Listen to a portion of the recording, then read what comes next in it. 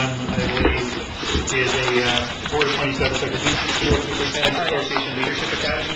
There are 2 leadership academies in the summer, and that is not one that the superintendent, that trustees would normally attend. Don't want us. Okay, so we can take that off. And then is there a switch to add there? Under H6? Am I dreaming this? Something like India.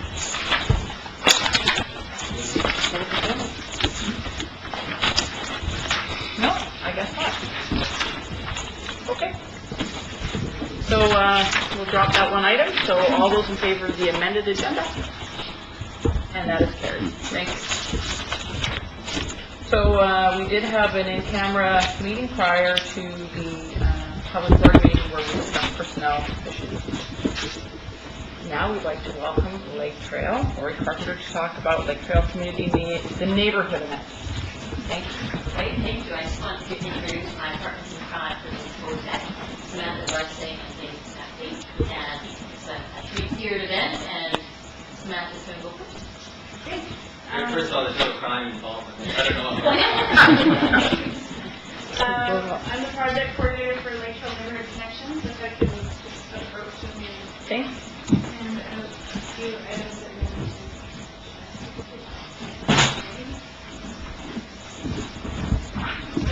This is our summary report Thanks. for the event. Thank you. So, where do I stand? Where you're comfortable. So first of all, I just wanted to thank the board for approving our first application, which led to the manifestation of this project and the tremendously successful Lake Trail Neighborhood Day. The first phase of this project has very strong support from the City of Courtenay. It has strong support from Mayor Stampede and LA as well. There are a number of different organizations in the community who are also very interested in partnership potential and who were part of the day itself. And we had 147 people attend the event who actually signed in, and 21 organizations also with representatives there to talk about what they offer, what they provide to residents in the neighborhood. David will speak a little bit more about what the day was specifically about. Some of our partnering organizations were the John Howard Society, the Watching Friendship Center, the Link, Lush Valley, Comox Valley Family Services, the Food Bank, the Job Shop, North Island College, along with many others as well. So the Yeah.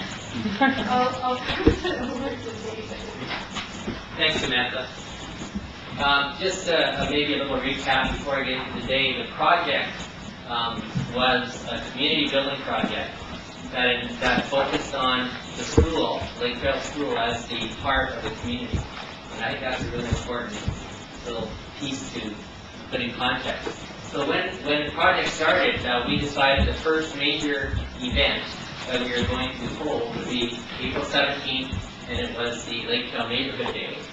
And the purpose of that day was really what the project was about, was how are we going to engage the residents with the school to figure out ways to better their community and better the school. So there were 3 things that we had to have happen. One, we had to have a good turnout, and with a good cross-section of the community. So thanks to the excellent work of Samantha Garsang and the Lake Trail PAC and the committee that was behind the project and the school, we did get a good turnout. In fact, if you compare it to, say, something like the Regional Growth Strategy that had 200 people registered with several meetings in different communities, you managed to get 147 people registered in one neighborhood. So it tells you a lot about 2 things. I think, one, there's a lot of interest in the neighborhood to do something positive and improve the neighborhood. And secondly, something about a grassroots initiative, I think. So the second thing was, we got a good turnout, so then we had to come up with a way to engage people.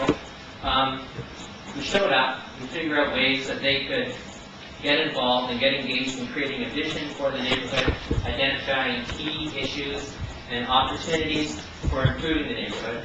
And the last thing we had to do was, after doing all that, is how are we going to, we have to do something there that will motivate people to get involved with the school, with the city, with the community agencies, and with their neighbors.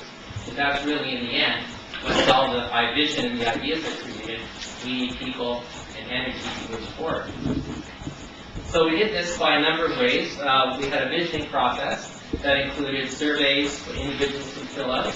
We had a group visioning process where small groups of 4 people at a time would go through the 4 survey questions, but they would do it with their neighbors, and it would give an opportunity for neighbors to sit down at a little table and talk together about what's great about their neighborhood, what ways could it be improved, what kind of a vision would a really great neighborhood look like, those kind of things. This was probably the first time a lot of members sat down and talked with each other about that, so that was one other way we did it. We also created a big community map with all the ideas and suggestions and assets that people identified. We put that up on the wall of the meeting, of the event.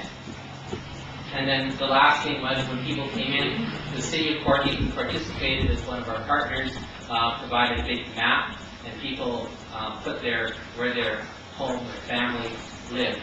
And that way we could sort of figure out where people came from, because we didn't really set a boundary of this is what the neighborhood. We kind of let people come and who identify themselves as being part of the Lake Trail neighborhood, whatever geographic boundary that might be. And then the other thing we did was we had tables, and Samantha talked about that. We had 21 community organizations as well as residents who had gotten involved in the process before the meeting. Some of them had some really, they were really charged up with some ideas about how to improve the neighborhood. One example, and so they got a table too to talk about their ideas of their project, and one of them was to make their alley behind their house safer, because there's a lot of drug dealing activity there. They had the idea, this family had the idea, why don't we paint flowers on all the fences in the alley to make it a more livable, interesting place, friendly place, so that the neighbors would come back and use the alley, and therefore the other people presently using it would leave. So she got her table set up and had pre-cut out flower shapes, and people came, who came to the event, how came from. And so that was just one example, one small example, but significant, I think, of the kinds of ideas and energy that exist in the neighborhood. And the neighborhood, they just gave that an opportunity to happen and people to see and participate in it. And of course, the fourth thing, which was very popular, was the fact we had homemade apple pie, which was made by the students and parents of Lake Trail School. I got together and on a voluntary basis to do this, which was awesome. I don't know if anyone who attended had a piece of pie. I know that Mr. King was there eating pie. I saw him enjoying a piece. Anyway, so that's what we did. So what were the outcomes? Well, there was a broad vision, the report that is just being published, and you're the first people to get copies, so the hard copies. We did email them out last week. Talks about this vision, and it's very broad in scope because we had so many people come and participate. A lot of the times, already said, by the way, we had 40 students at Lake Trail School go through 3 of the 4 questions. And so some of their ideas were included in there. And when we actually went, it was very interesting, when we went through the results, you couldn't really tell which was a student result or which was an adult resident result, because basically they talk about the same issues and often have the same ideas for improvements.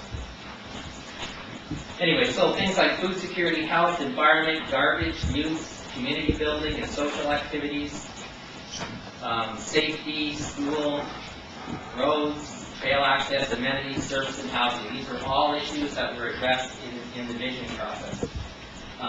Issues and opportunities emerged for improving the neighborhood with specific ideas and actions that can be taken to improve the neighborhood and to realize the vision were identified. And one of the things I forgot to mention during the day, because we had the meeting with the students, we knew what some of the hot issues were in the community, and we had during the event, we had scheduled a meeting on community safety issues, and also one on the Lake Trail demonstration garden, community garden project, which Lori will be talking about.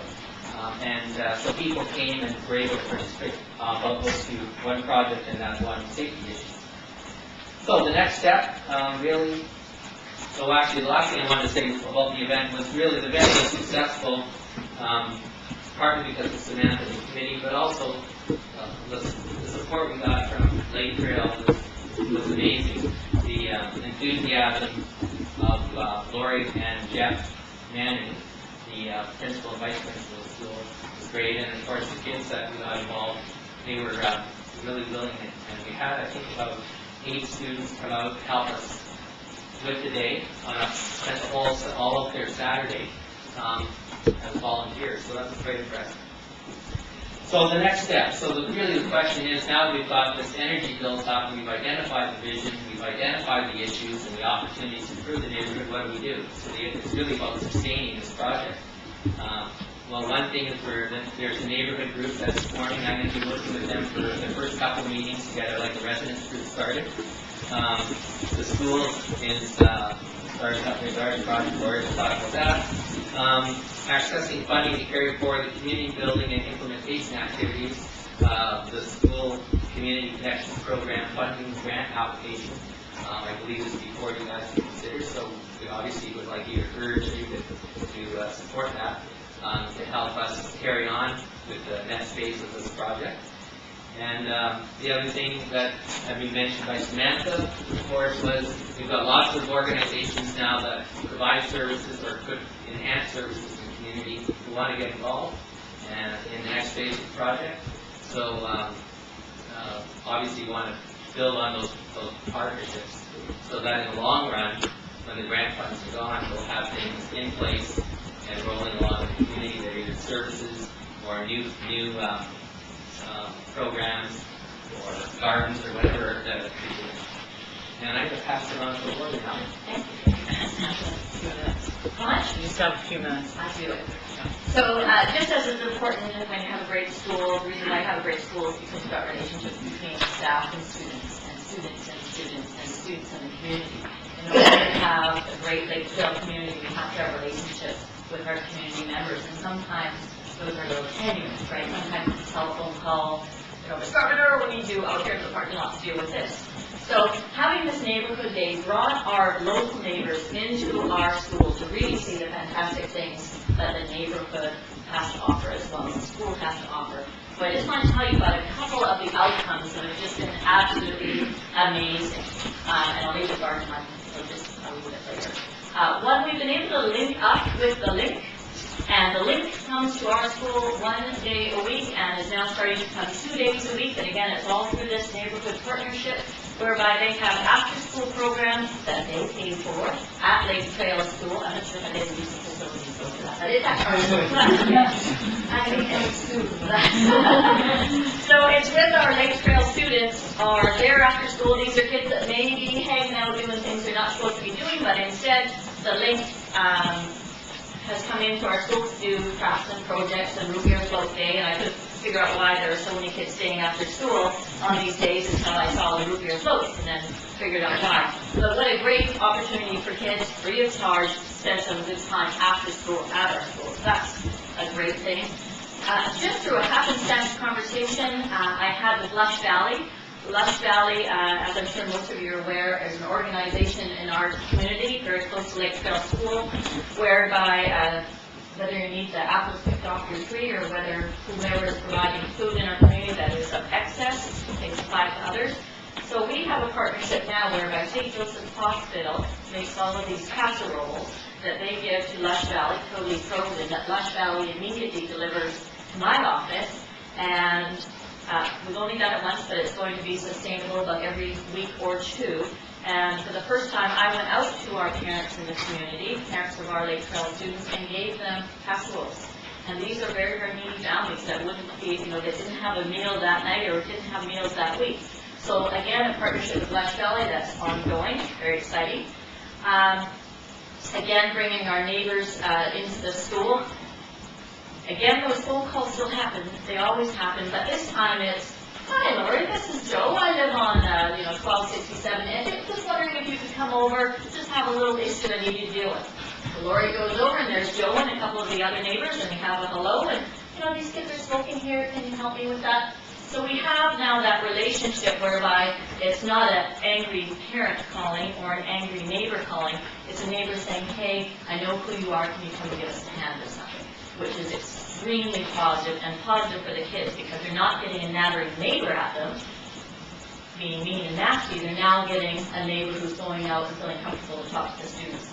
The last big one, and there are two parts to this, little part A and big part B. Little part A is this Thursday. We are having our second of our Pride Days. Pride is an acronym at Lakeville for Personal Responsibility and Developing Excellence. And our second Pride Day involves personal responsibility and developing excellence at our school. So if you've ever been to Lake Trail School and parked in the parking lot just outside the office, it's sort of weed infested and quite ugly. The grade 8s and myself and our staff are going to redo all of that this Thursday thanks to a relationship I had with one of our neighbors that phoned and said, "I'd like all my garden dug up, do you know anyone who could do it? I've got all these rhodos and all these plants." You bet. So this Thursday, we're sending a group of grade 8s and some staff over to over to her garden, digging everything up. In the meantime, I'm at school digging up that little grass area in the parking lot and the grass area just alongside the school. Thanks to the partnership we have with QP and maintenance, this is going to fly. They're going to deliver us 10 yards of topsoil and good stuff to put down, and we're now going to beautify that area. So that's little A. As of today, that was secured. How many kids got that secured, didn't it? Yes. Okay. So B is the big one, and my final thing. Sometimes you gotta do what you gotta do to make things happen in high school. Let me tell you. Quick digging. So the big one is our community infant garden project. And this is going to be a big one, we hope. And we're working in partnership with maintenance and QP, and this is something that we're looking forward to September, whereby our students are going to build gardens, the raised garden beds, and build them in the woodwork shop. Our neighbors in the community will be using these gardens, so people in wheelchairs, people in the low-income housing, people in the apartment buildings are going to have gardens to use themselves. So we will partner with our neighbors. It will be sustainable year after year. We're going to make nice paths so wheelchairs can go through them. We've already got some lovely areas to sit outside. Again, this is all of Lake Trail Road, that side of the school we're hoping for. And obviously our home ec department will benefit because we'll be using some of the vegetables that we're growing in our garden to use in school. And we certainly have an incredible group of neighbors wanting to do that with us that want to sustain it long term. So exciting things are happening at Lake Trail. Like always, I'm always happy to come and speak with you guys about the great things that are happening. So after Thursday, stop by Thursday if you want to see a busy group of bees working and picking up the weeds and things in the dirt and see what we've planted. And then starting in September, we will be starting to work on our huge project of raised gardens. So thank you for your time. And let's thank God and thank you to Samantha and David because this has been a long-term project, a lot of work, and it wouldn't have started without one of your trustees and that Sheila who initiated all of this hard work. So thank you, Sheila, very much for your efforts and for your commitment to our school. Thank you. Anyone have any questions? Okay, well, just to let you know, the application is on later on in the agenda, and you'll see us make a motion to defer that. We have to wait for a couple more applications to come through, and so we won't be voting on this evening, but we will take care to make sure that we have either an extension meeting if we don't get all of our business done tonight before June the 4th to make sure that we can get the application looked at by the board before the due date, or we'll call a special board meeting to do it. Thank you very much for all of your work and making a safer neighborhood for kids. Okay. We'll move on to old business. Sheila? Well, I would like to move that the board rescind its decision of November 24th to change the grade structure as outlined here. Someone like to second that? I'll second it for debate. Thank you, Jenny. Go ahead, Sheila. Well, we know how much we like Robert's Rules, and just in a summary from there is at the beginning of it, in the summary version, there's a note that fundamental right of deliberative assemblies require all questions to be thoroughly discussed before taking action.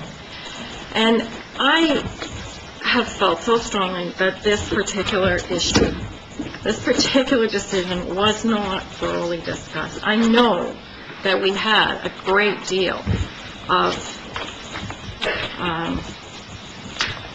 consultation related to the grade structure reconfiguration. But in spite of it always saying it might be a modified status quo, there was really no discussion at the public hearings from the partner groups or from public input relating to the pros or cons of that and support for that modification. And so a decision to make this a K-7, 8-12 district was taken. That was a decision that was widely discussed and very much supported by our partner groups and by about 80% of the individual respondents, as I recall. But the further decision did not have that. And so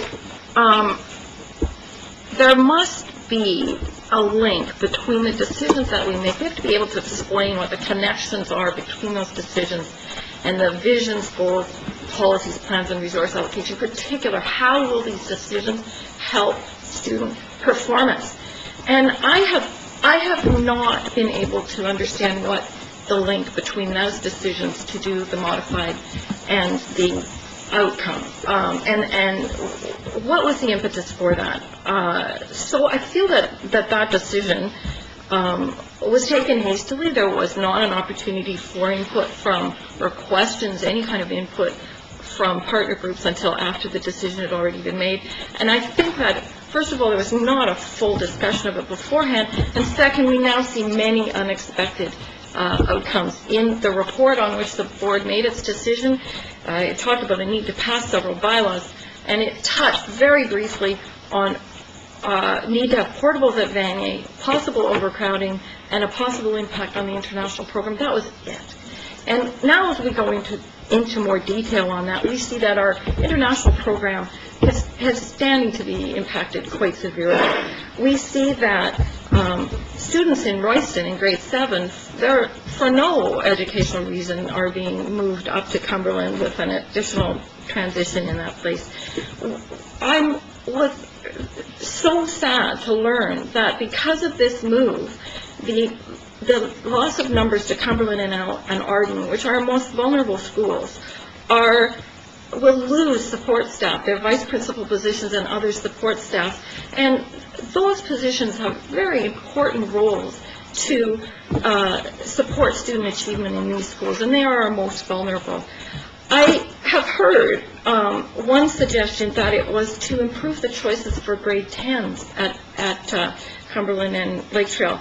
But that argument really doesn't stand up when you look at the prescribed nature of courses in grade 10 and the situation now where those students are looking for courses amongst 60 to 90 students. Their capacity to participate on team sports is very high. Their capacity to do after-school activities is very high. With a move to Vanier, they'll be competing for those positions in those courses with over 300 students in grade 10. They will be needing to catch the bus and won't be able to stay for many of the after-school activities. It diminishes the number of sports teams that are available to play against. We're down to 3 grade 10 teams instead of 5 as we have now. So I see a huge loss of access, not just for the Cumberland and Lake Trail students, but for all of our grade 10s at Vanier. There are other issues there, the loss of choice, because currently the kids in those two schools can choose to go to Vanier if they wish, or remain at home or in a smaller setting, and that has positive academic outcomes for them. We see the creation of dissension in the district with these have and have-not grade 7s. That was the rationale for Band 7, but it applies to many other programs as well.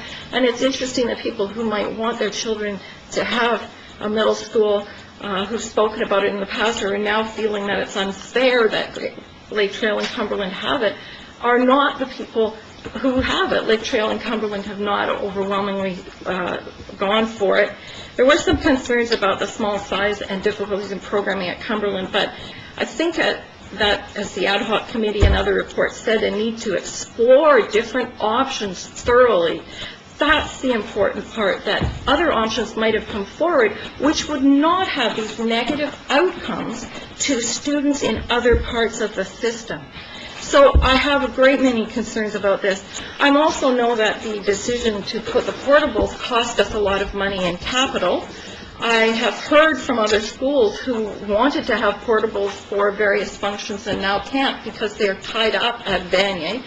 But we didn't have any information put forward about the operating cost of those portables, so we will be paying for heat and light, even though there are empty classrooms in the other schools. And we have the additional cost of the middle school requirements. So I feel every time I turn around, I'm now hearing that there are difficulties for grade 7 middle students in their athletics. They will only have the 2 schools to play against. So the lack of forethought, the lack of fulsome discussion about what the implications will be, bother me so much that I have pursued this in spite, I know, of your impatience, and in spite of, I am clear, many difficulties to say, oh, let's not do it. I will fully expect, if this were supported, that senior management would be consulting immediately about solutions to moderate expectations and how to address the situation in those 2 schools. But I do believe we need to do it. I do believe the damage that is being done to Cumberland, or Courtney Allen Arden, to our international program, to students at Lake Trail and Cumberland, to Royston students, these are so severe, and we need to look at them. The only other reason that has been suggested and not put out openly has to do with a desire to set the stage to return to middle schools. And I think that I want to see a vote in which all of the outcomes, these results, are on the table, and that we all know when we make that vote that if we are voting in order to pursue a different agenda, that it is having these negative outcomes, and we will be accountable for those outcomes. We can't just run through without ever putting it out on the table and saying, if we are impacting all these students, these schools, these opportunities for a belief in the middle school, can we not look at other ways to incorporate middle school philosophy and practice, rather than focus on the buildings, rather than have all these implications for so many other students? We put every decision through the lens of student success, and if we do that as a group, we must vote to rescind that motion and to do a different type of planning to address any outstanding issues of crowding or lack of students, the viability of Cumberland and Lake Trail. We must put the success of our students first, and we must rescind that motion. So I am hoping that you will listen. I'd love, if you have really solid reasons for that decision that justify all these negative outcomes, please put them forward. I'm always open to hear them and be convinced by your argument. But I have asked and not heard. That's it for now. Thank you. Just to let you know that I slightly go over time because I know that this is an issue you're passionate about. I want to give you an opportunity to say everything that you had to say this evening. Thank you very much. Most times we will not be able to go I to the appreciate response. that. Thank you. Danny? Where do I start? I won't be supporting the motion. First off, I think you mentioned the extensive discussion on the K to 7, 8 to 12 model. I don't know what meetings you were attending, because the original motion that was discussed at those meetings was K to 8, 9 to 12, not K to 7, 8 to 12. And that decision to go K to 7, 8 to 12 took a 20-minute board meeting in order to pass. International program, it's nice to have, but our priority is for the students here in this district, not from the ones from the other countries. Return to middle schools, that might be your impression. I haven't heard a major move to go back to middle schools at this point. Part of the issue around why those two schools went 9 to 12 was the overcrowding at Cumberland Elementary and Puntledge Park. The previous board, and I was going to try and put it nicer, basically pissed away $2.5 million to get rid of the middle schools in this district based on a $500,000 cost that was supposed to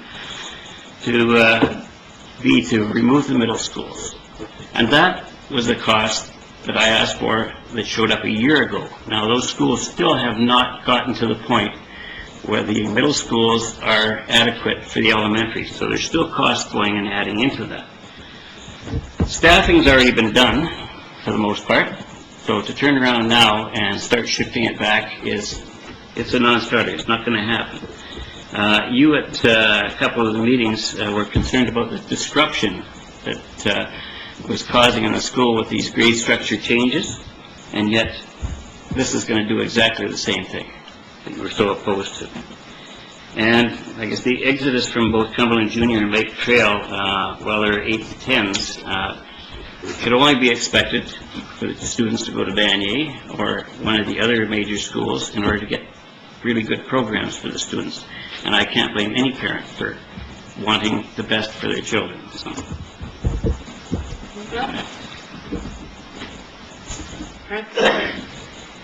So first, I just wanted to point out the irony in Trustee McDonald's position, where she complained in the documentation that we should not have followed Robert's rules, so she could have had the opportunity to allege improper process about past decisions. As people know, I'm a stickler for rules, and I think if we start sometimes not following the rules, then that's the obvious slippery slope. On what basis do we ever make a decision about anything? And she was able to find an appropriate rule under which to bring this, and so we proceed. I believe that there are several inaccuracies in the documentation, but I've decided to refrain from addressing them individually because I don't think it would be useful to go off on a long tangent that's going to distract us from what we really need to do.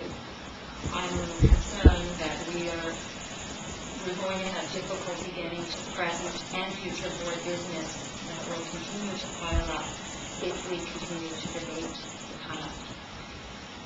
Here we have what I think was a solidly made decision, well on its way to implementation, as you were saying, Gary, about the steps that have already been taken.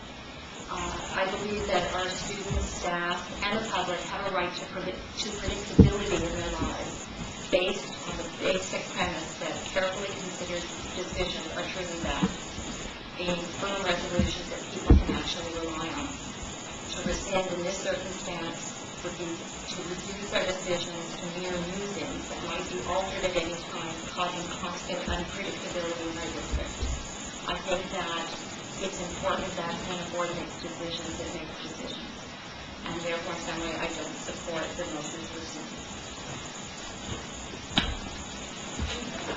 I'll go next, and much like you, Fran, I think there are some inaccuracies in our documentation as well, which comes, I'm sure, as no surprise to you.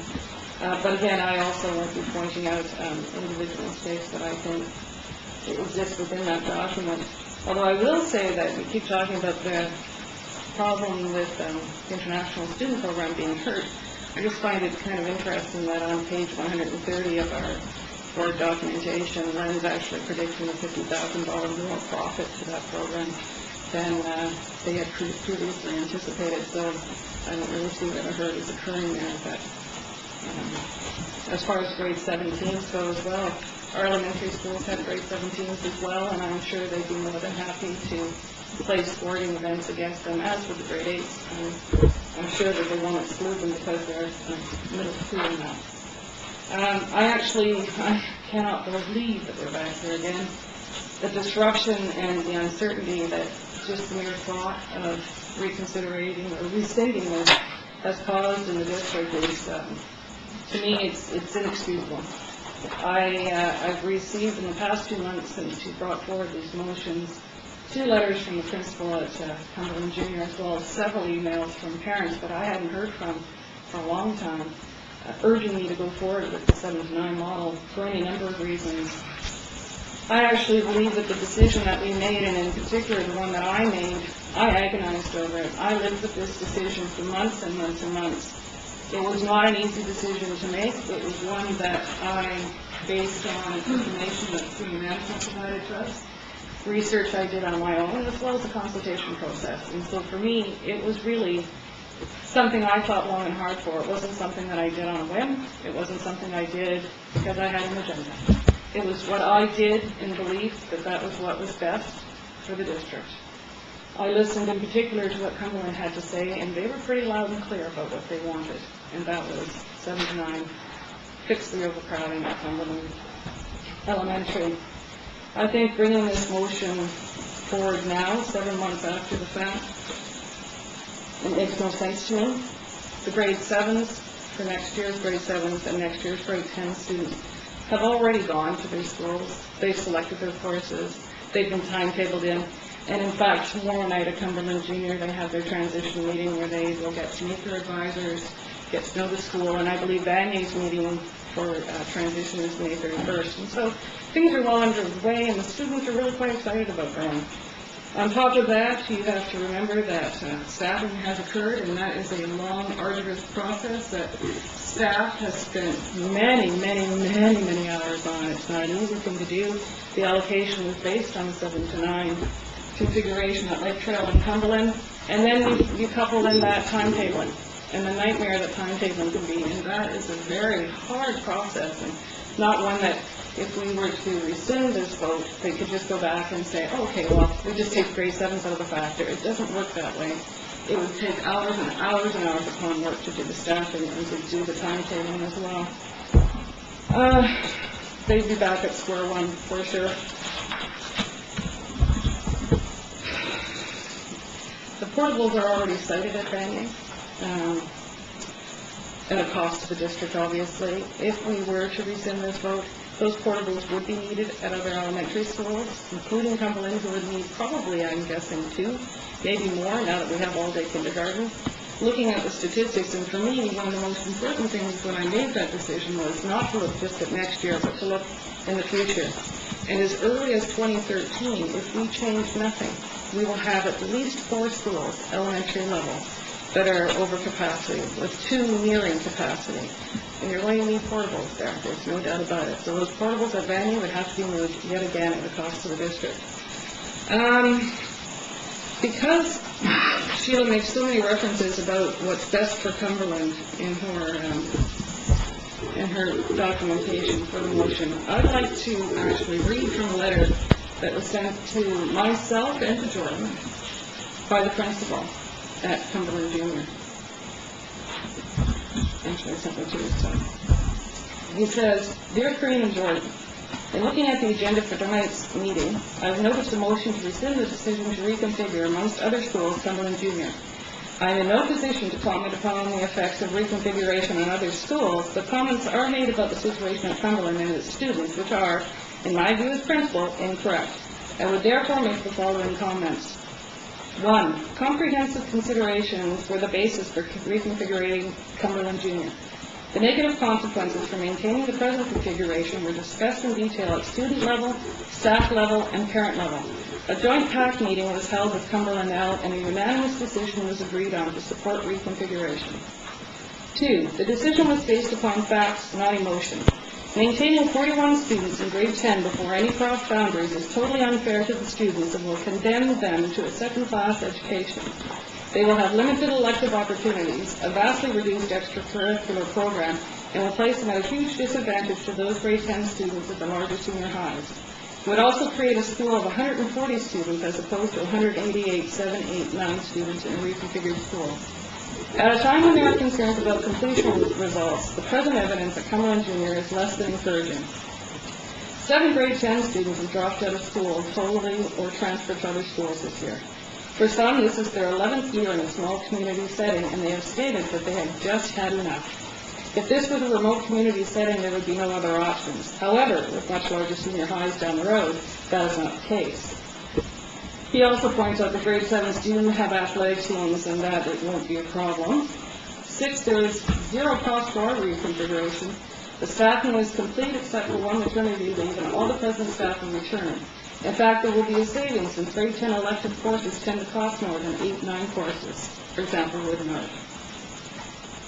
7, there have been no angered parents, and angered parents is in quotation.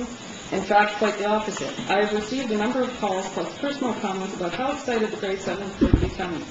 We have provided each an exploratory for them, and 44 students out of 63 in grade 7 have chosen band. 8, I spoke to the Royston Path regarding any concerns they may have had and had a positive response. The parents of grade 7 students with elder siblings at Cumberland Junior have also expressed their support for reconfiguration. 9, after seeing the motion, I spoke to the present grade 9 classes in Cumberland Junior about the possibility of remaining at Cumberland Junior as grade 10s. I did not preempt any discussion with my own personal views. Out of the total grade 9 population, 4 students, 4, would opt to remain at Cumberland Junior, and they said that was because they felt they'd get more help at Cumberland Junior than they would at Banyan. 10, if grade 10 students were to remain at Cumberland Junior, it would effectively create a 2-tiered education system where the most vulnerable students would effectively be condemned to limited choices and opportunities. 11, historically, the grade 7 Royston students have always traveled to Cumberland, and I have yet to receive a concern about travel time or dangers. 12, consider this motion at such a late date as totally impractical. We have programmed every student for next year, ordered resources, created new advisory groups, had counselor, LSP time, and AO meetings both in our school and between ourselves and senior schools, as well as Banyan, and have spent many hours balancing classes and creating programs of support as many students as possible. No doubt Banyan will have done the same. And so for me, in conclusion here, there's absolutely, for me, no new compelling information that has been presented that would cause me to change my mind. I will vote against this motion. So I won't be supporting the motion either, but I do want to speak a bit to process. I don't begrudge Sheila a moment for bringing this item forward. We have a bit of an anomaly in our term this year, or our term as trustees, because we had a trustee step down, and Sheila has recently been elected to the trustee position, and to some degree, while I can't recall the exact details of what Trustee Fowler said, there are themes that are similar that you carried forward, that Lori brought forward to the board at that time. So while I don't begrudge you bringing it forward, I don't. For me, I don't see any new information that you've brought forward either, and so I don't find any basis that I can support your request to rescind the motion. We went to great lengths to provide the public with a comprehensive set of information and many opportunities for consultation to find out what we should do. And we did have the model that we are going to be implementing for this fall. We did put that out to the public. And I believe that our decisions that we ultimately made were made based on the values and the priorities that we heard articulated by people in the public. We did hear you throughout the process tell us what you had to say with respect to this whole issue.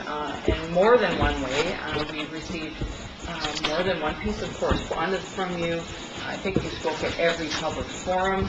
You went to the lengths of creating a website so that people would know what your perspective was, and I know that you came to our forums and passed out leaflets that explained what your position was. And you are really a tremendous advocate for putting out your position, and honestly, I commend you for that. That's hard work, and I think that's what democracy is all about.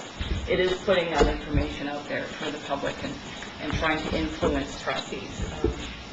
So good on you for doing that. But I do have a concern with you bringing forward this motion now as a trustee.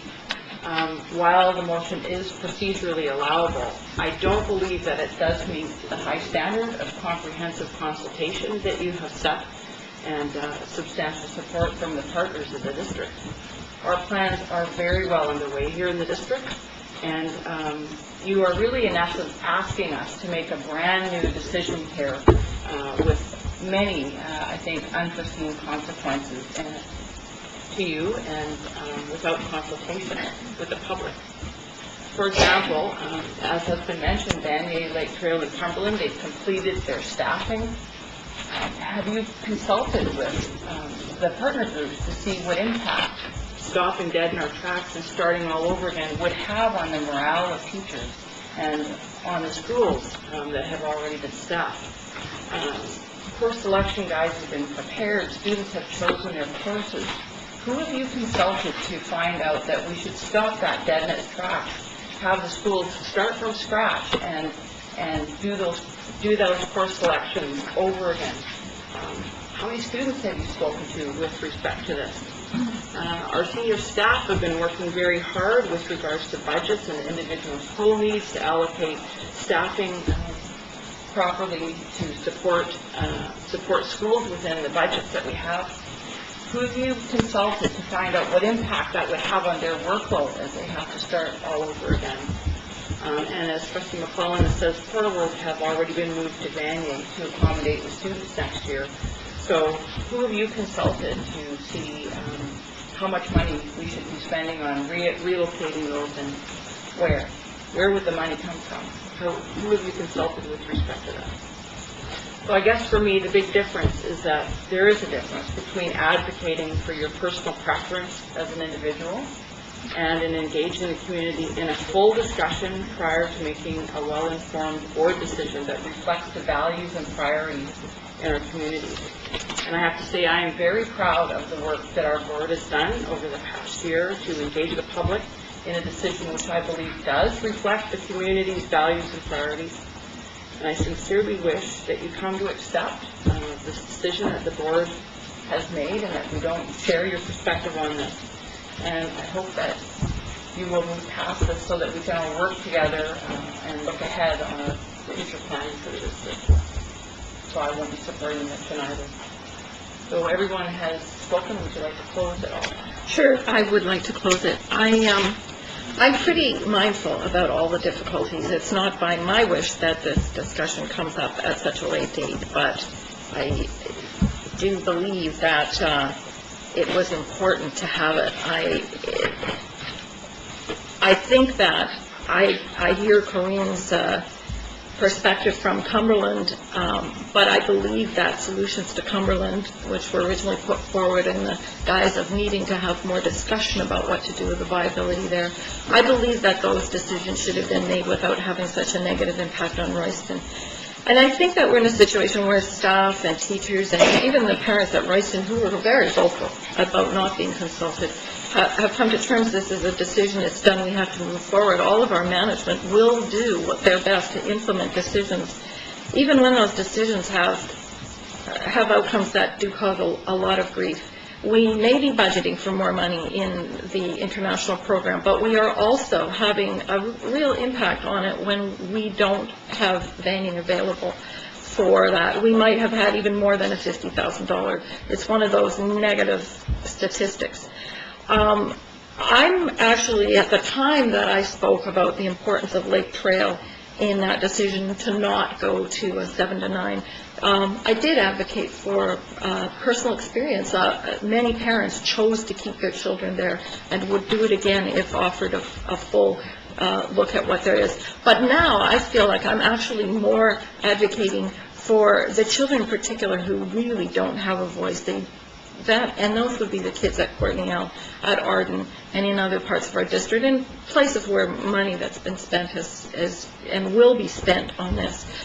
The more I think about the experience of our children in Vanier in grade 10, I simply cannot agree that for most of them their experience will be better. The overcrowding will impact not just the students that are going from Cumberland and Lake Trail, but also the students that are already there. So obviously, I don't have the agreement of the board, but I do want to hold you to account in the sense that these things need to be heard and said. They were not part of the dialogue at the time. The focus was entirely not on K-9, Danny, but the decision where we went through a process to reiterate that we would stand by K-7.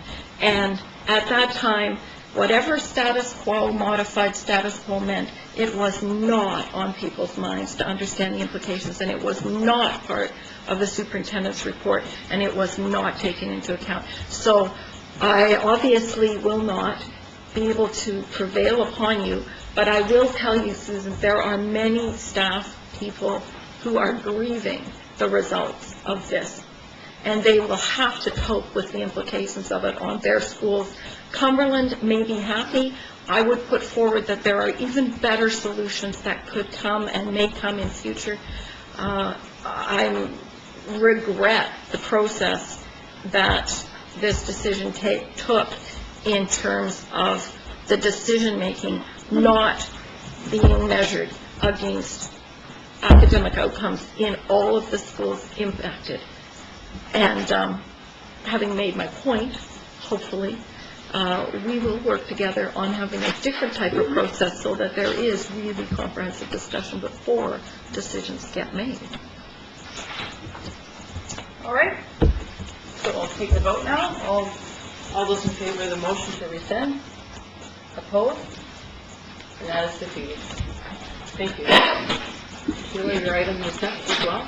Well, let's try another one. This one, I'd like to make a motion to rescind the more recent decision, March 23rd, to implement a district-wide Band 7 program. Someone like to second that? Second it for debate, as long as you can be brief. I can be much more brief on this one. This decision is about process for me, again, about not really having the report on which the vote was taken being brought forward in a way that allowed for input from the people affected, from our elementary teachers. I don't think that there was sufficient time to consider. We heard very clearly from the principals and vice principals that this decision came forward and was voted on without their support. I am entirely in favor of a robust music program in here, and I understand the timeline that brought back this for consideration for re-inclusion. I think that timeline should have been done in such a way that it came through our general consideration of cuts to the funding, the $1.2 million cuts. I think we're in a position now to see that our financial situation may not be as bad as expected. I would like us to rescind this decision now and refer it back through our senior management to consult with the principals, vice principals, and other partners, and come forward with a recommendation whether a form of Band 7 is to go forward within the money that's available. If that's the process, fine. I would like that to also include a look at some of the other situations where a small, an increase in some funding. I mean, we already see the one here with the challenge program. It may be possible that we don't just need to stay the course with the current program, but that we actually fund it as the increase that was included. On Denman Island, they have currently a need for a 0.3 position. They are looking at 2 4-grade splits with all-day kindergarten, and this is relevant, and 11 students with IEPs. It's 30% of the students. I would like to ask our senior management to consult on this matter and others with a view for us presenting some increases where a significant difference will be made in student outcomes. And if this is one of them, I will in future vote in favor of it. So that's my quick one on let's rescind and do the process differently. So I think I was the trustee at the time who voted against this motion. However, I won't be supporting this one. And my rationale for not supporting it originally was the money piece, but also, in effect, the whiplash effect that it has to sort of jump from an option paper to let's implement something, and we all have some sense of the challenge that created for our staff. I think pulling it creates whiplash in reverse, and I'm not interested in doing that, going through that process or asking our staff to go through that process again. I do think, depending on where we are budget-wise, that Band 7 will be very much in the mix as we talk about, as we go through our budget cycle, and it was something that I talked about when this item initially came before the board. Yeah. Fran? I won't be supporting the motion either, for the same reasons I didn't support the previous motion, in terms of concerns about inaccuracies, concerns about being distracted from present or future business by focusing on the past, and not having the predictability, which is what I think is very crucial for these to make decisions. Yeah, although I abstained from the vote last time, much for reasons similar to trustee Weber, I won't support this one either. Again, we've come quite a ways down the road. Our birthday boy over there has done a great amount of work, and we truly appreciate it. I think the students are looking forward to taking Band 7. From what I understand, we have a bunch of eager young future musicians who are looking forward to striking up the band. And much like I said before, I don't think we should be spending all our time revisiting the past either. I just want to move this district forward. I don't see any new compelling information here. So I won't be supporting this. So the first, I'm going to call question on the motion. Okay. I'd actually like to thank you for bringing this forward. I won't be supporting the motion. However, I think that it does give us an opportunity to bring you up to speed, and perhaps other board members that aren't aware of some of these dates from the past. The length of time that this item has been before us. At our very first meeting in 2009, we received a letter from a parent, and it was referred to our budget process in January 2009. The board had requested a presentation to explore options and costs to implement Band 7. And so Charlotte Harvey, the district vice principal of fine arts, Bethany Ireland and Dale Hallier, some music teachers in the district, came to our board meeting on January the 27th and gave us a presentation, and also quite a, I think around an 8-page report or so. So we received that on January 27th, 2009. At our February 24th, 2009 public board meeting, we did refer this to management to have some more information. We were in the process of our budget deliberations at that time, so it did arise at our budget time. And then at our April 28th public board meeting, we received a briefing note from Mr. Douglas, which articulated quite a lengthy list of questions of things that we would need to consider if we were to implement Band 7 in the district. And so at that time, we made a decision to defer a decision on whether to implement Band 7 or not for a year. So it was put to the side for a year. Then at our January 26, 2010 board meeting, the board passed a motion to refer this item back to management to prepare a recommendation for a January 23rd regular board meeting to present options for a district-wide band program. So Mr. Douglas did do that. He had a couple of meetings with a variety of people, some of which were principals in the district. And the paper came to us on March the 23rd, and of course the board passed a motion on that.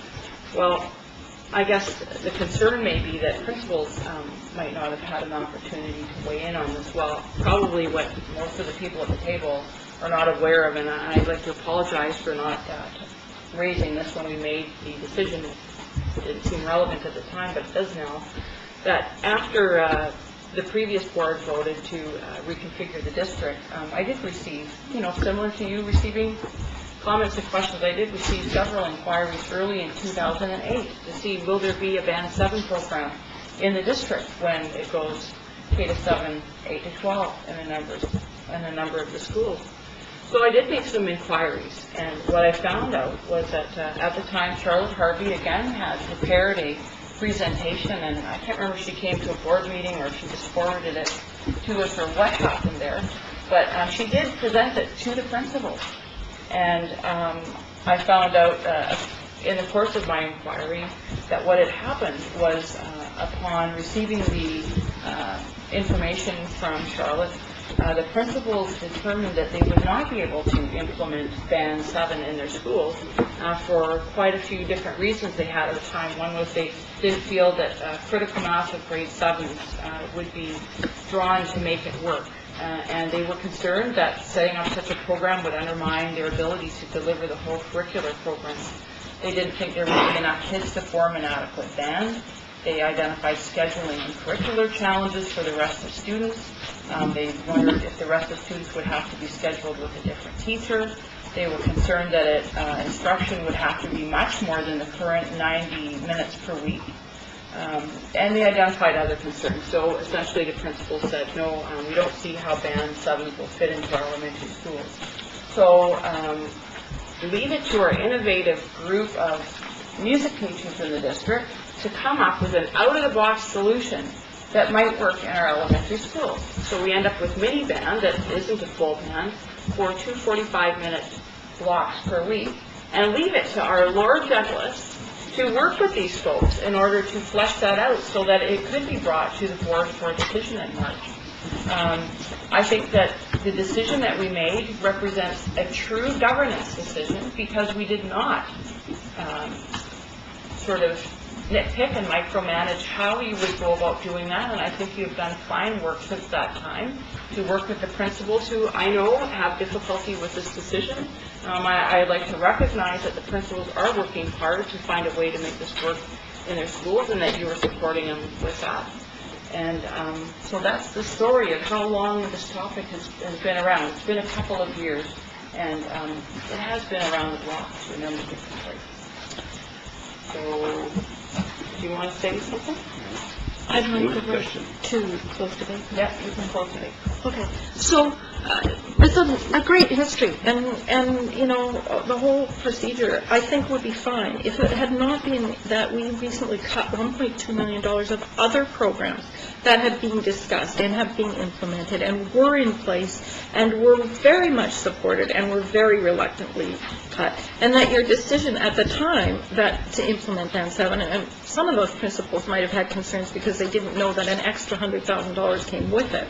But so that decision was made outside of the process. I would like to agree with Fran that predictability is very important. We heard it from our principals and vice principals. But what that means to me is that decisions on where to spend money and allocations will follow the same procedure for all of them, so that there is predictability in how a decision gets made, and that people who are advocating for a particular part of it can know that their proposals will be given the same consideration with all other proposals, and that there is not another route to go that will give a certain program an advantage. There are other programs besides Band 7 that have been discussed and that have been deferred, and there are certainly programs like the curriculum support teachers and differentiated staffing that I believe would have very strong merit and very good reasons to be brought back, and I would put challenge perhaps in the same category. I don't know, but those decisions need to be reflected on. At the same time, we need to compare apples to apples, and we need to be making that decision in a process that is predictable and is a good process. So I simply cannot agree that that decision made at a time, in fact, when the finances appeared more weak than they do now, was was well made. In spite of its past history and trajectory, there was a point at which the process was not successful. It did not follow the right procedures. It was not supported. And I think that we need to send a message at this moment that we are going to do it right and take that process. I would like to know what of that $1.2 million would be a priority to put back in place so that the student achievement of the children in this district come first and foremost. If band is part of that, so be it. But that should be the place that we make our allocation decisions upon. So that's my final word. Thank you very much. Okay, take a vote. So all those in favor of rescinding the Band 7 decision? Opposed? And that is defeated. Thank you. Next on to the challenge program motion.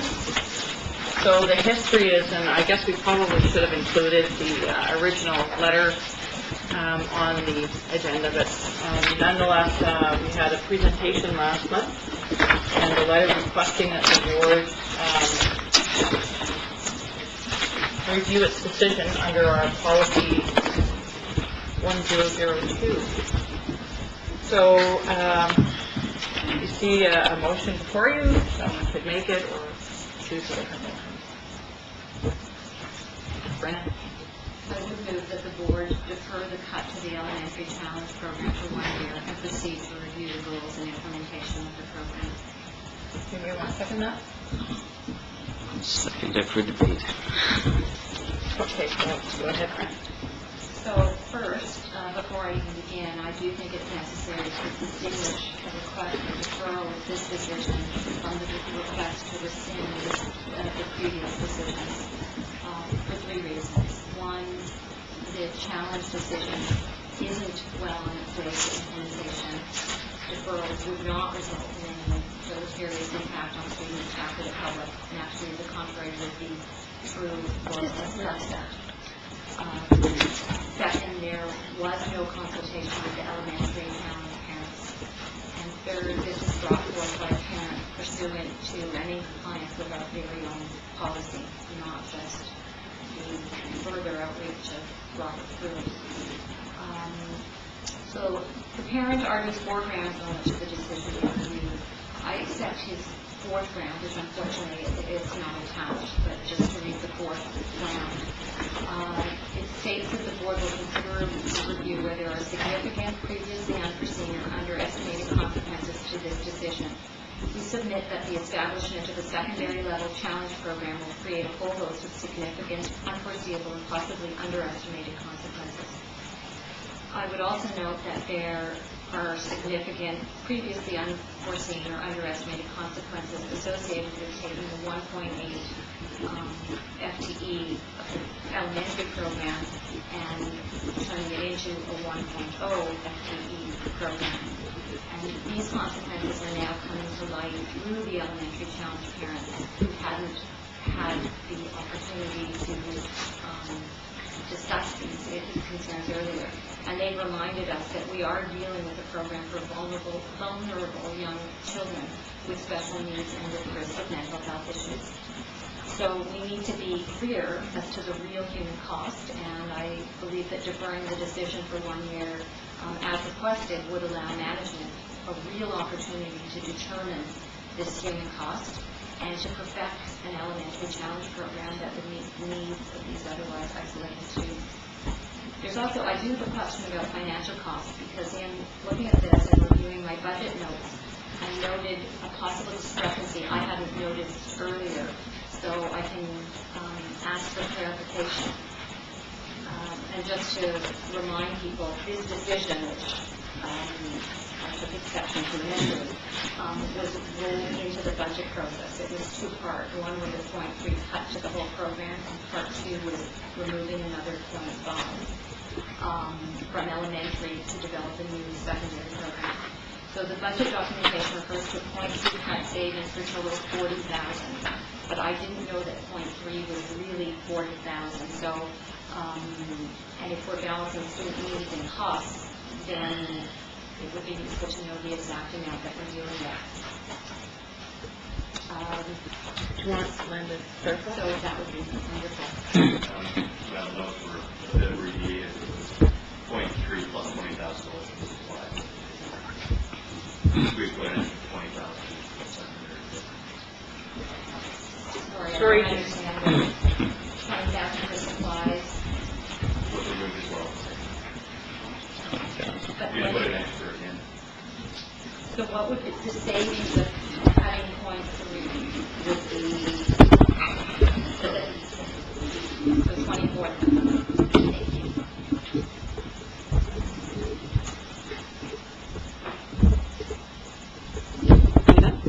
Okay, Tom? So I won't be supporting the motion. I'm tempted, in light of the last couple of items, to throw out things like revisiting the past and compelling new information. But I won't. I think that, I went through a difficult process when we originally had our budget process to come up with the 1.2. So the decisions didn't come easily and didn't come lightly. I believe that I understood then and understand now what the implications were of a 0.3 reduction in funding to this program. Do I believe that that will have impact on some kids in our district? Absolutely. A new piece of information that I did learn through part of the consultation and the presentations from not only parents but also from challenged staff is that historically, at least how I've interpreted it, we've been very generous. We've had a very broad, open-door policy to the students that have come into the Challenge program. So please don't hear the next bit that I'm saying as, we can afford to, not serve, X number of children. But I do believe that this isn't a group of children who sit on a continuum, on the same spot in the continuum of need. I do believe that the students that Fran references will continue to receive the necessary services through a fairly robust program. I do have confidence in our administration as well as the Challenge teachers to carry this off. And in the end, it's through what has happened in terms of presentations and information shared with the board, shared with me, was there anything substantially new that I didn't know that would put me in a position of saying, well, I got it wrong, or the sober second thought? And that didn't happen. I have to agree with Tom. It was a difficult, anytime you have to make budget cuts, it's a difficult thing. And it's one that I also agree with you. I haven't seen any new information here either. I understood that there would be a cut to the program, and I also understood that there would be a change to that program. And sometimes change can be very difficult, and I get that. After seeing the presentation that Mary Ann held at ISFEL, I'm confident in what they're doing. I'd like to see how that unfolds. For me, this may be something that we should revisit at the next budget process to get a report on how things are working, and hopefully Mary Ann will be working, well, it won't be Mary Ann, the new Mary Ann, once she leaves the island. Hopefully the parents will be included in implementation and process as far as what they want to see for their children and what we want to see in the needs that we would like to meet this Retools Challenge program. So for me, I think the time to really consider this will be at next year's budget process. Hopefully we'll have a report at that point, maybe at the Budget Advisory Committee, as to how the program is working, whether it is working or not, and whether we should make changes to that program, be it through the budget process or just simply retooling the program. Well, I would not be supporting this one. I would be open to review of the goals and implementation process for the program, but I am not, and I am open to a consideration of revisiting the funding cuts of that 1.2 million in light of some of the other programs as well. I think that our district, the cut to the district physical education position, given that it's a mandated position, is quite significant, and certainly to the curriculum support teachers. So if there's a possibility of a broader review, but I wouldn't support this motion on this one item on its own.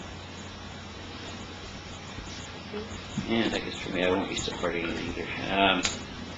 And not specifically for the funding, but for the fact that I understand that there's been about 2 years of planning to alter the program, and I think we should also give it a chance to either pass or fail and review again in a year from now.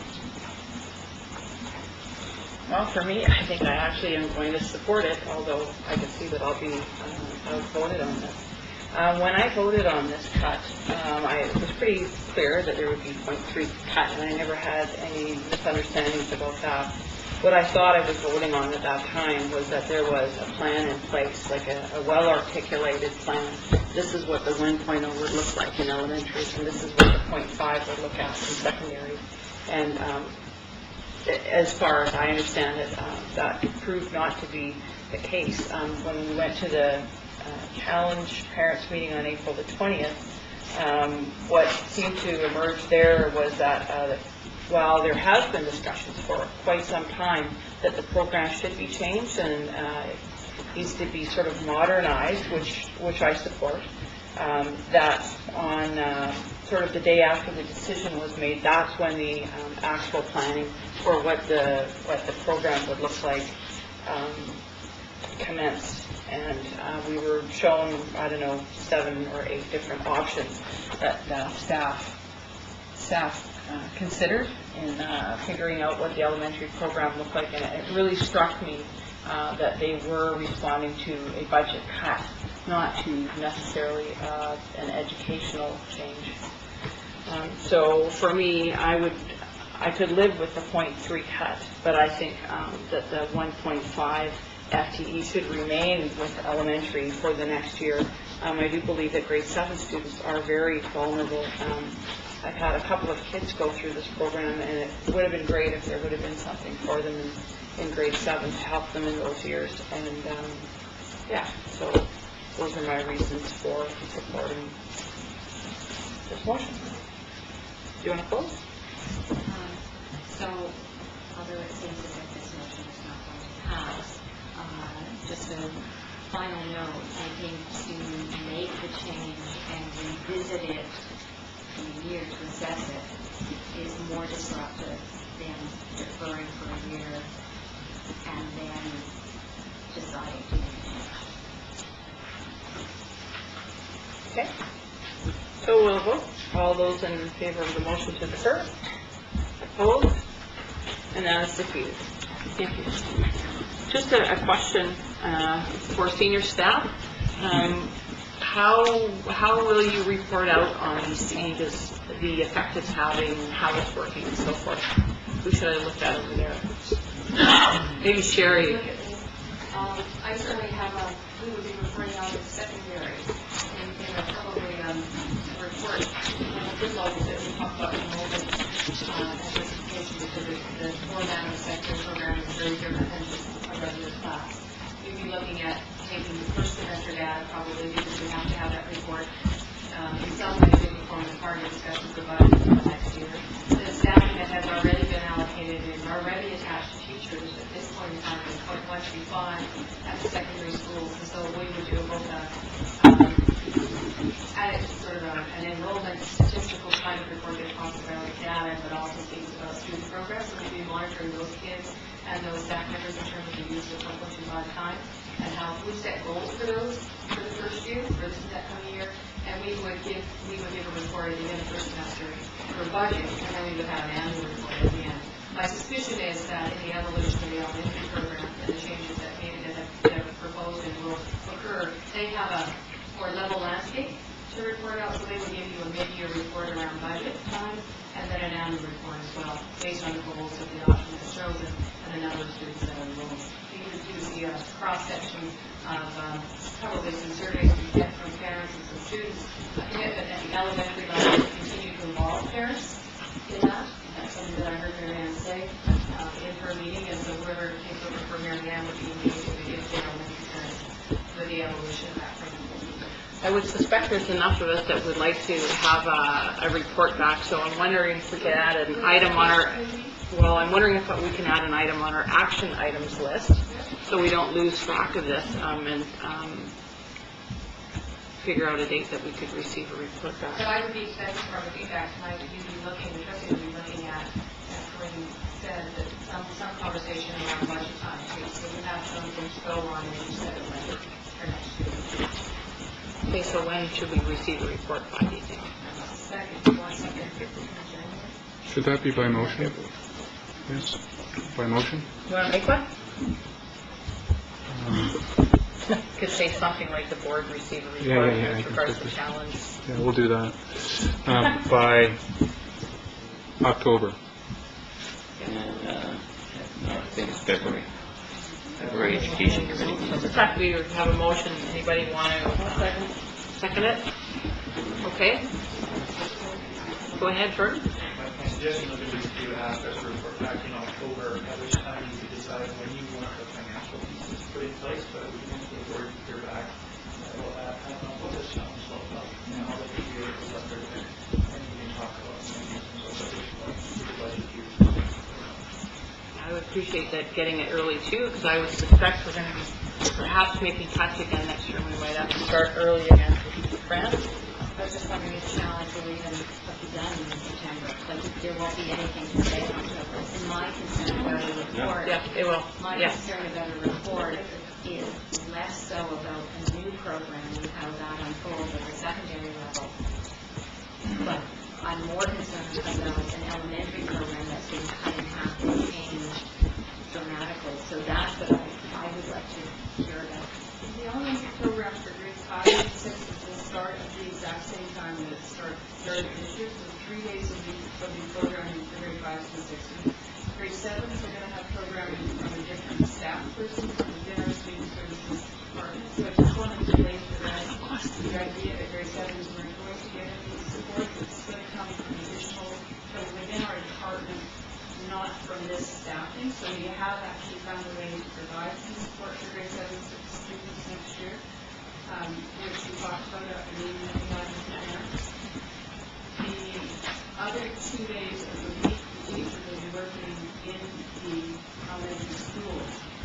The only programming difference for next year is that the grade 4s will start later, because the identification process will be completed during the first part of the year, which we're hoping to have finished by, I'm guessing, the middle of October for the grade 4 students, so that the teacher will be able to work with that group at the school sites, and then they don't come into the program for later in the year. That's the main change. Sheila and then Dan? Well, through you, I'd just like to ask, at the presentation that we had at the Education Committee, I was completely sold on the amazing aspects of the Challenge program, and a comment that was made quite frequently about how this we need to be able to bring out the best in every child in the district. So I'm wondering about how we could look at a process or ask the Challenge teachers to think of ways to bring some of the elements of the Challenge program to every child in the district. Is there a way that we could have a Challenge kit or exploratories or all that brilliant thinking that they were going on with the Challenge? It just got me very excited about what the implications would be for all the kids, and we would need that ahead of time for budgeting purposes, but if it's a good program, currently I know many kids apply for it and only a few hundred are able to access it. How can we bring some of the themes and philosophies from that to all of our children? I would be interested in at some point at Education Committee or something, hearing some thoughts back about whether that has a role in our planning for everybody. So I know you've been talking about those sorts of things already, but maybe park just in the essence of time that we can talk about that. Anyone else? We have a motion on the floor to have a report for October. Danny? Basically, in October, you've only been back in school for less than 2 months. Is that enough time to assess the program to be able to produce a report, Sherry? I think we could give you an update on how it started in October. Certainly, I wouldn't be doing that, a brief update. A more fulsome report for the benefit of evaluating where we are, and perhaps the budget, it truly would be better in December than in Okay. Okay, so the motion is to receive a report from staff in October 2010. Pretty close? Okay, all those in favor? That is carried. Thank you. Okay, so I thought I would like to use this opportunity to give a 5-minute report from the chair, since we're at the halfway point in our mandate, and I think it's kind of fitting for us to review where we've been and where we're going.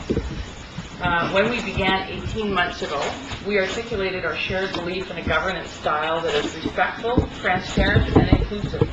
Incorporating this style into our work has allowed us to identify the priorities of the people we serve and to respectfully reflect their diverse values in the decisions we've made, or that we've disagreed on.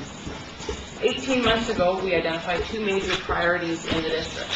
One was to restore healthy communications within the district. The second was to immediately address the significant challenges caused by the grade reconfiguration in the district. We've undertaken a number of initiatives in order to restore healthy communications in the district, but I just will name 5 at this point. We have had governance sessions with our senior staff. We have worked with senior staff to provide consultation processes and reports that are inclusive, comprehensive, and relevant to the board and the public.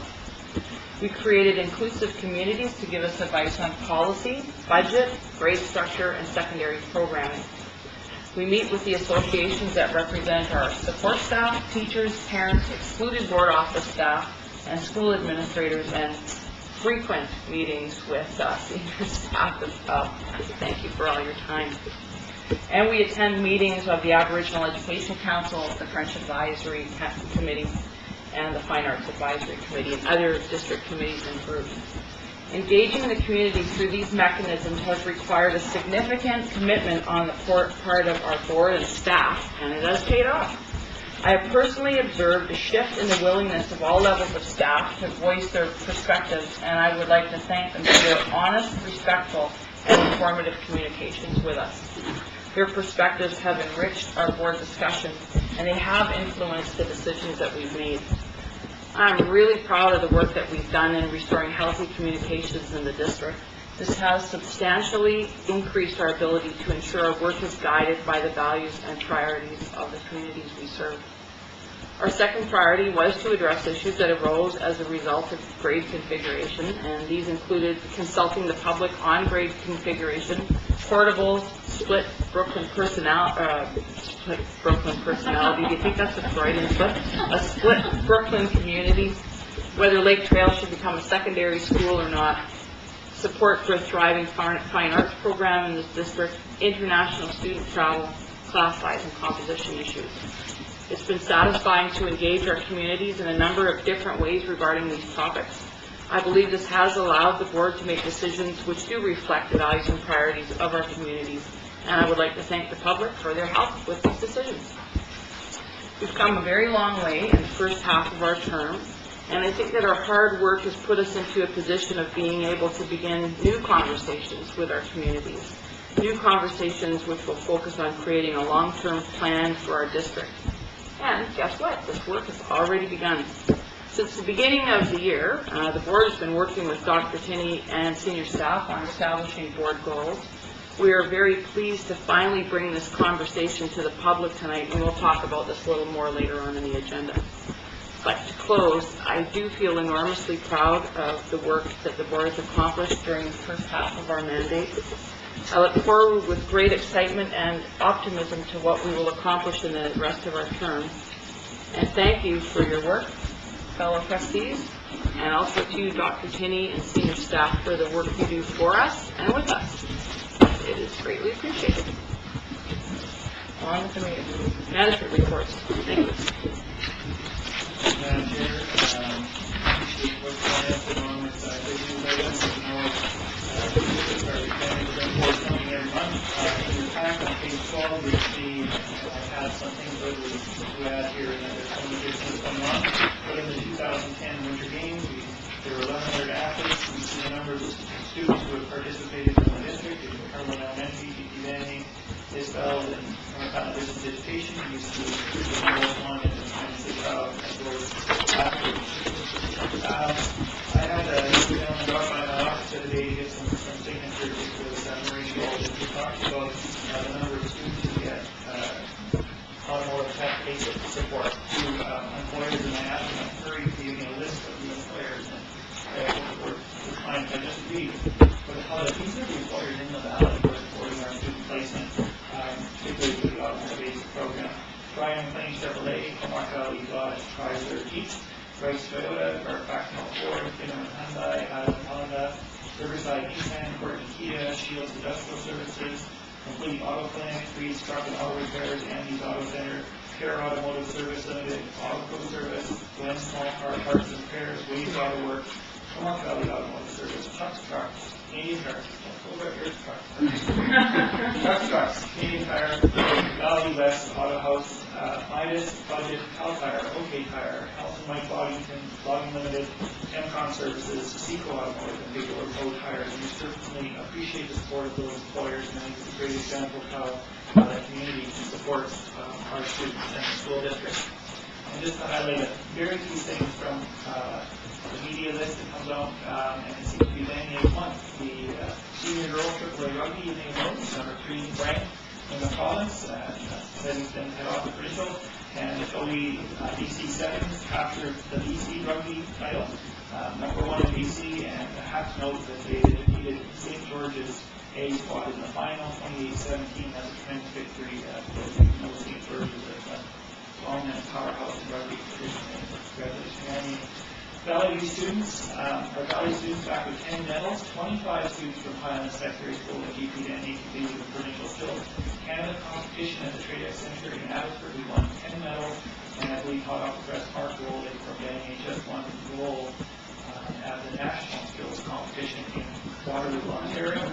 Nice result. And earlier, Mark was actually the 3rd straight Comarc student to win the skills and the BC provincial championship in electronics. And to put Mr. Fussell with the one spot, I didn't hold him about our Heritage Fair results, and we went to the regionals and on 20 of the 28 awards went to Comarc Valley students, and there were 5 provincial spots available, and Comarc Valley students performed. So it's just a number of things that are happening around the district, and as you know, there are so many more. I'm just trying to provide push what's happening. Thanks to all our schools and all the support we get from our community.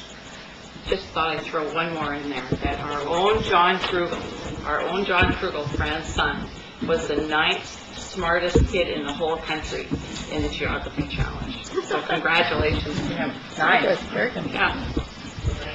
Always answer that where in the world is John? Does he have a sweater and what is he? Fran really can. Thank you. So next item on the agenda is school community connections, and as mentioned earlier, we'll need to defer that, so if someone would so move. Any discussion? All those in favor? Opposed? That is carried. Next, the calendar discussion.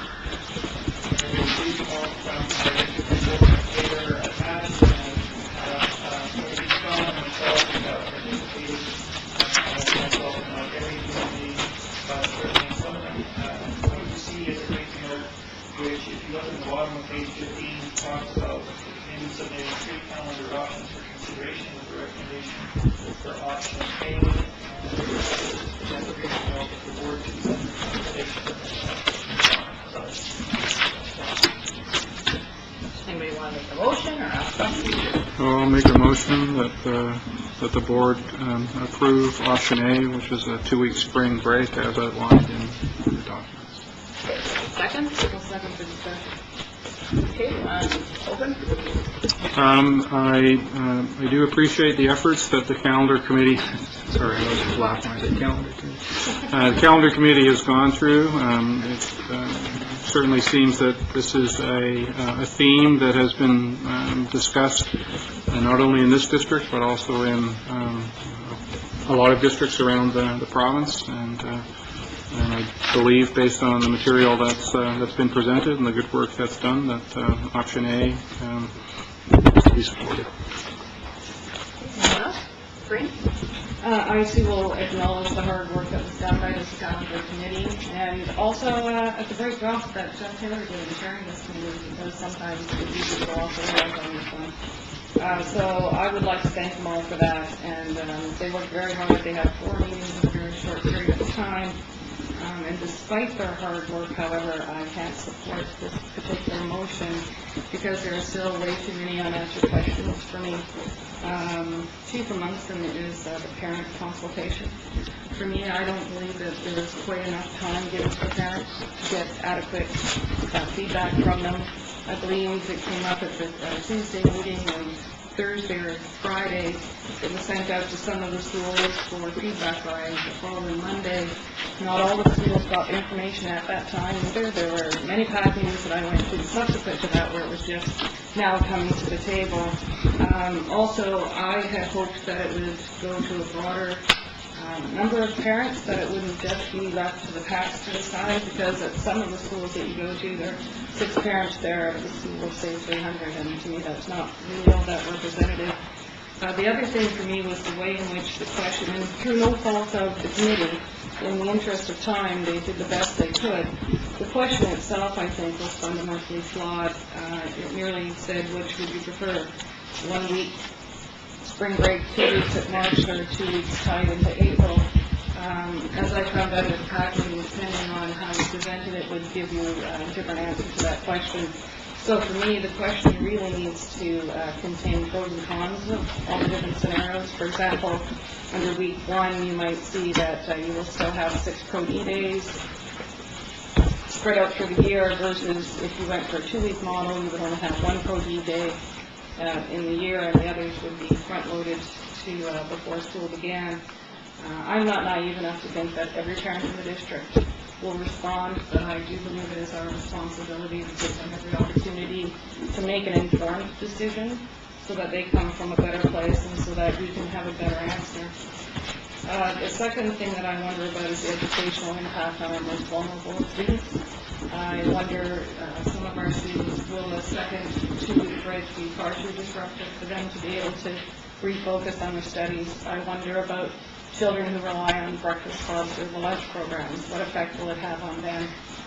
What effect will it have on our secondary students who are then getting into the crunch of final exams? What about our families, our most vulnerable families? Maybe there are families out there who can't afford daycare and can't afford to take the time off. So what do they do? The loss of income, some of them will be forced to take holidays at a time, maybe when they don't want to take holiday because they can't afford daycare. So those are some of the questions that I have. Finally, for me, is about, it centers around Pro-D days. And at our last Education Committee meeting, we had a wonderful presentation, I thought anyway, by the Pro-D Committee, who spoke very enthusiastically about the benefits of the Pro-D days that they have and how it's good for collaboration and teamwork and team building skills. And so I guess my fear is that if we front-end all the Pro-D days, or 3 of them anyway, I think it's a discussion before school starts, my fear is that those days will now be used for setting up classrooms and preparing for the coming school year, as opposed to actually collaboration and teamwork and team building. And in light of the fact that in the past budget we had to make a cut to professional partnerships, I worry that the opportunity for collaboration and team building and teamwork will be lost. And my concern there is the judgment morale of our teachers. And so for me, I agree with recommendations that were put forward by this committee, that we need to start much earlier than April to get this work done, but there should be some consistency amongst the members of the committee, because I think for almost everybody it was a brand new sort of process for them. And I think, like I said before, we need to craft the question in such a way as to get information out there so that informed decisions can be made. And like I say, I really thank them for all the work they did, and maybe for putting up with me, because I could be kind of a little difficult asking questions, but it was all done for the greater good, I assure you. And yeah, so that's for me at this point, and that's not to say that it precludes us ever having a 2-weeker, but at this juncture for me, nodding. Okay, anybody else? My primary hesitation is the limited consultation with the public, which is what you referred to. Even just looking at the page that refers to informal polling results, I think that making a change of this magnitude, and I'm assuming that, well, maybe I shouldn't assume anything, but the hoping for stability from year to year, so that if we make a change, it's not something that needs to be revisited regularly. And given a change like this, would hope for more than informal polling. And again, looking at some of the numbers, 9 parents at Highland had something to say. So that's different than sending out surveys to everyone and 9 responding, or 9 who happen to be at a PAC meeting. So for me, it's simply that piece of it that I'm hesitant about. I do have one question, because it didn't seem really clear, even though it seems to be implied, that there were no cost savings. Was that true? I don't know who to ask.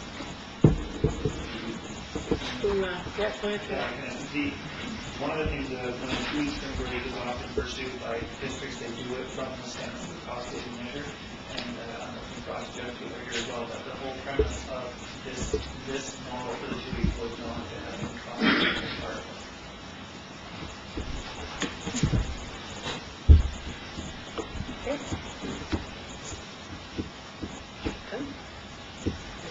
Yeah, well, just a question, if I may ask, why would there be a premise not to have cost savings? I think I'm missing something here. Often the presentation around the 2 weeks spring break, as I said, is done as a cost saving measure, and it's done as a cost saving measure by basically reducing the amount of time for TV staff. So the support staff in the district, they can do reductions in their employment in order to have a 2 week spring break. The origin of the 2 week spring break proposal came from the Teachers Association and polling from their members. And not to put them on the spot, we wouldn't normally get one association asking for a proposal and ask for another to put that. And so the original guiding principles from the committee in general were that this should happen without any one of our employee groups taking that reduction. I have some similar concerns about the impact on parents, working parents, of, not able to plan holidays. But I must say, I thought that the argument or the position from the CGTA, of the advantages of having planning days at the beginning of the year and what they intended to do with that, was really positive. And, without doing away with the other Pro-D days, I think that that's a practice that we would do well to encourage that initiative, for sure. So are you speaking in favor or against it? I don't know whether I'm in favor or against it. Yeah. Okay, well, you want to say something? Well, for me, option C was right off the table. It's too long a break to go for the students. And I kind of split between option A and B. Option A, I guess, from some of the people I've consulted with, which are teachers, seems to be of particular benefit to them because they would rather have their Pro-D days up front as opposed to staged during the year, because they get a lot of value out of those Pro-D days. And come the middle of the year, you start teaching them new strategies. It's kind of late to implement for the rest of the year. So from what I heard, there's a preference to have those Pro-D days up front and take 2 weeks. They will be supporting it. Okay. So, first I'd just like to start by saying that Corrine asked if there's some way to poll districts to find out what they do in other places. So I can ask that question on the board chair's listserv, and I did, and got several responses and did a kind of a cut and paste and sent it to all of you so that you would have that information. So kind of a synopsis is that 7 of the, so if you count us, there's 16 respondents. 7 of the respondents do not have a 2-week spring break. 1 actually has both in their district, and 8 districts do have a spring break. And interestingly, 4 of them are newly implementing this for the next school year. And the ones that are newly implementing them, they were all for cost savings measures. Vancouver, for example, expects to save $1.3 million by doing this, and Coquitlam expects to save $480,000. Richmond had been contemplating it, and so I checked on their website to see how that went, and they did vote in favor of going ahead with this. However, they had quite a rigorous process to poll the public with regards to this. They actually have, I think, what looks to be an extremely good set of policy guidelines with respect to this, where a calendar change of this magnitude would require them to send the anticipated change out to all the parents in the school district and all the partner group members with secret ballots, believe it or not. And then of the ballots that they collect back, they reckon that if they have 85% of the ballots that they collect back in favor of the change, they feel they have overwhelming support, and if they have 70%, then they feel they have very good support.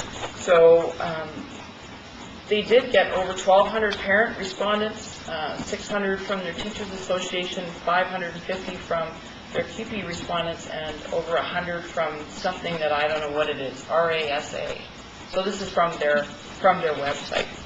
So I think that is a very rigorous process that they have undertaken, and in order to determine whether the change was supported in the public, and I think that they were in a position to know that it was there. So for me, I would like to see a similar thing happen in our district. For me, personally, this seems to be mostly a wellness initiative that's coming forward as far as I can reckon. And I have to note that at this time, I think teachers get about 12 weeks a year of vacation, and it would be 13 next year. And not everyone is as fortunate to get that. Myself, when my children were small, I would get 2 weeks a year of vacation time, and to increase that would have been a financial hardship for me. So it would add some daycare costs to some families that perhaps cannot afford it. It looks to me as though there would be a loss of instructional time of 3 to 5 days, and I really do have concerns that QP would be adversely affected by this. So in my opinion, I think that the consultation has not fully occurred with respect to this decision, not to a standard that I feel I would expect prior to making a decision to make a change like this, so I won't support the motion. I would like to see us follow a process similar to the one they did in Richmond. But I think that we need to first decide why we're making this change. If it truly is as a wellness initiative, I truly say everybody can be made happy by just starting school a week early. QP doesn't lose any time. There's still 12 weeks of your holidays, not 13. The Pro D days are preserved the way they are. They're scattered throughout the year. Teachers can take advantage of the provincial Pro D opportunities, which they would miss by this. So I would think that that should be explored. If this is meant to be a cost savings initiative, then I think this needs to go to senior staff to have this fleshed out, to talk with our partners and principals about this and run it through the Budget Advisory Committee. But that's what I would like to see happen with these. Something that I did note on all 3 of the calendars was that there was no mention of, I would have thought there would have been something mentioned about all-day kindergarten and the 4-day kindergarten week. Are the schools having 4 days a week all-day kindergarten at a 0.8 FTE for the teacher? What's the story there? First, you have listed the option A, B, and C. Actually, on the bottom, they do not have those 4 days in schools that have full day. Okay, we are, So that will just copy over when they roll over the calendar, so those 4 days to come, but here's what we, they're not going to. oh, there's quite a few there, yeah. Finish. Valley. Okay, so they're all gonna be all day, or I mean 5 days. Including boundaries, Go ahead. Clarification. Valley View's a half-day program still next year, so they will have a 4-day day. The Montessori class at Finish will also be a 4-day day because it's a half-day program. And the French immersion at Park Oh, yeah. will be a half-day program, as will be the ones at Rock Rose. But Rock Rose are not going 4 days, they're full days. Yeah. So those are the ones that are there. Now, on your sheet on page 22, ones that may not be, then not in your sheet. They are full day pay if possible. Do that for you. Okay, close? Yeah, you may close. So just a comment on the parent participation. So there's 480-ish parents who responded in addition to the teachers, principals, and QP. And while I appreciate that that is a percentage of parents, when we did our consultation on grade configuration, I think our feedback was in the 250 range from parents, and we believe as a board felt that that was quite robust and useful. So just wanted to point that out. Just like to say that the information at the PAC meetings I attended was not fully presented at all. At one PAC meeting, it was like, would you like to have a 2-week spring break or one? That was it. So that's my concern. Ben? And a similar point, as I pointed out for the 9 parents at Highlands, if the information was sent out and on the website or however it was, and only 9 responded, then only 9 responded. I don't need an 85% response rate. Never gonna get that. But it's the process and to understand that people who want to say something, have had the opportunity. Okay, so voting on option A, so that's this 2-week spring break at the end of March. Okay, all those in favor of that option? Opposed? And that is defeated. So I think we're looking for someone to make a different motion here so that we can put this to bed. Maybe someone would like to move option B. I'd like to rescind the... I'll second it. Sorry, we have a motion to accept option B on the floor here. Anybody want to second that? Okay, is there any discussion on that? Well, I would just like to say that I think it would be good to start this process earlier next year. This is, contrary to popular belief, this is not a committee of the board. I'm not even sure how the heck the thing gets started. All I know is that every once in a while you ask for a trustee to show up. So I would hope that it starts earlier, even in September. And thank you, Jack, for your work. Okay, all those in favor of option B? Opposed? And that is carried. Thank you. Okay, I'm just conscious of the time. We have 7 minutes to 9. Just wondering if anyone wants to make a motion for us to go past 9 o'clock this evening. We have to pass unanimously in order for us to stay past 9. Does anyone wish to make such a motion? Motion. It's a motion. We need a seconder, please. I'll second it. Sheila seconding it. Okay, all those in favor of staying past 9? Opposed? You guys don't want to approve anything tonight, do you? No. So you want to talk about the achievement contract? Chair, you see on the agenda basically about 3 components. The things are processed annually for forming the achievement contract, and the request really is that we have a meeting on June 15th to discuss the achievement contract. And that will be final draft for the adoption of the board meeting. Or any change that anybody wants to at that time. Move the recommendation. So recommendation to meet with staff on Tuesday, June 15th to discuss the achievement contract. Any discussion? All those in favor? Opposed? That is carried. Thank you. Alrighty, not sure that we can do a French version report in 5 minutes.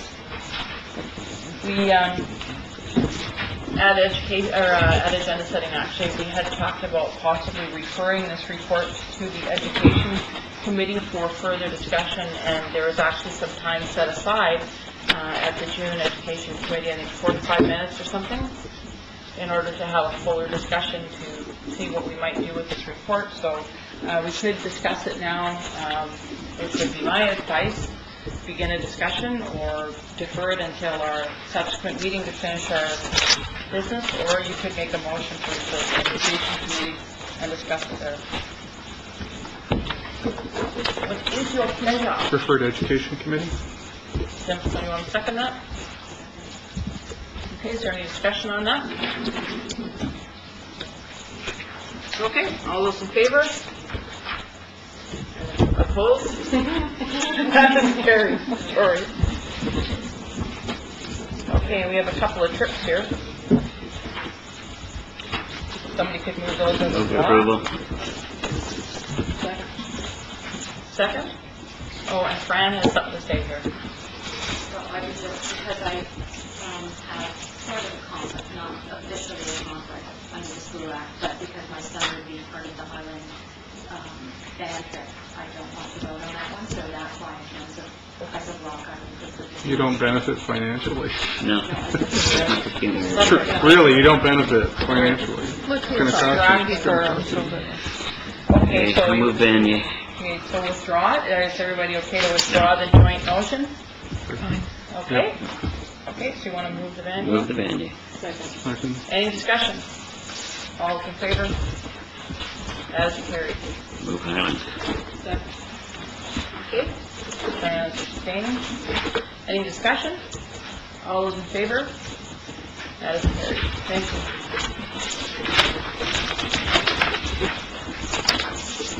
Okay. Jordan, policy.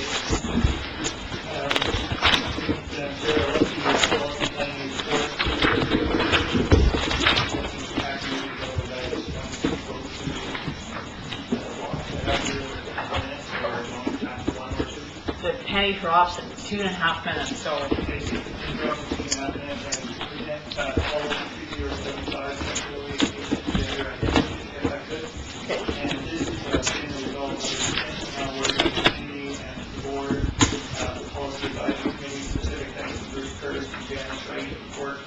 drafting this policy. It is of two pieces. One is the policy statement itself, as you see attached to the back, which has been distributed through feedback. We have no edits.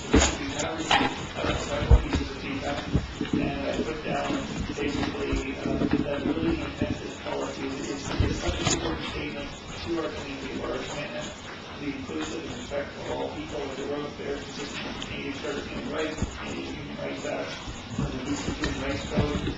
And I thought it best to sum up our feedback received today, so I wanted to know what we see this policy truly values towards inclusion and commitment to all our children, and I would recommend the board adopt policy 3075 as a recommendation. I just have a question, because when I was reading the Policy Advisory Committee notes in the board package, page 133, it says, Chair Tom Weller was concerned with feedback notices in regards to this particular policy. The DPAC Chair Pat Lewis, the DPAC members have received a copy of the draft policy. Feedback received will be incorporated into a final draft document and brought back to the next Policy Advisory Committee meeting June 1st, 2010, for a full discussion and review prior to being sent to the June 22nd, 2010 regular board meeting for adoption. So I'm just wondering what happened there. That was specific to the regulations, which is the second piece of this, so perhaps poorly worded on my part, and that has been resent to Pat, although I haven't heard, he hasn't confirmed that it's been distributed, but he hasn't. Perfect. And I just want to say that I'm very proud to be trustee in a district that is about, I believe, is about to adopt policy. anyone else? Do we need to move it? Move to adopt? Oh, yeah. I'll move to adopt. Very happy to do so. Okay, any further discussion? Okay. All those in favor? That is unanimously carried. Thank you very much, and it is 9 o'clock, so we'll take a motion to adjourn, and we'll set a meeting to finish our business at another time. Moved and seconded, all those in favor? Opposed? That is carried. Thank you.